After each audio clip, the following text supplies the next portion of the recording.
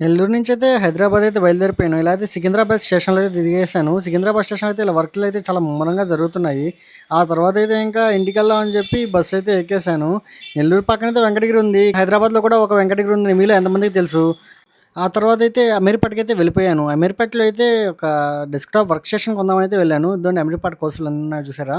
ఇక్కడ ఓ 2 షాప్స్‌కైతే వెళ్ళిపోయి కొటేషన్‌లయితే తీసేసుకున్నాను. కొటేషన్‌లు తీసుకున్నాక మైండ్ అయితే బ్లో అయిపోయింది. ఇదైతే బాలయ్య గారి అంగడి.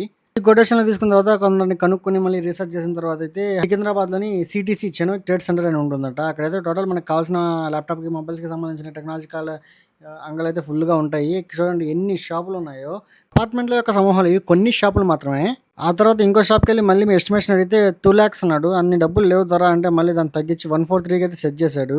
అంతా సెట్ చేసి ఏమన్నా కన్సెషన్ ఇయ్యరా అంటే 700 తగ్గించాడు. బాధేసింది. ఆ 700 కూడా మళ్ళా ఓఎస్‌కి అయితే బొక్కడింది.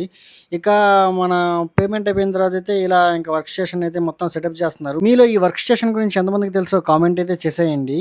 ఈ వర్క్ స్టేషన్ నేను ఎందుకు కొన్నానో తెలుసుకోవాలంటే కూడా కామెంట్ చేసేయండి చెప్పేస్తాను. ఆ తర్వాత వర్క్ స్టేషన్ అయితే ఇంటికి తీసుకెళ్ళిపోయాము. ఆదాయం లేకుండా వ్యయం ఎక్కువైపోయిందన్న ఆలోచనతో మొదట మెట్లెక్కాను. తర్వాత లిఫ్ట్ ఎక్కాను. ఆ తర్వాత రైలు ఎక్కాను.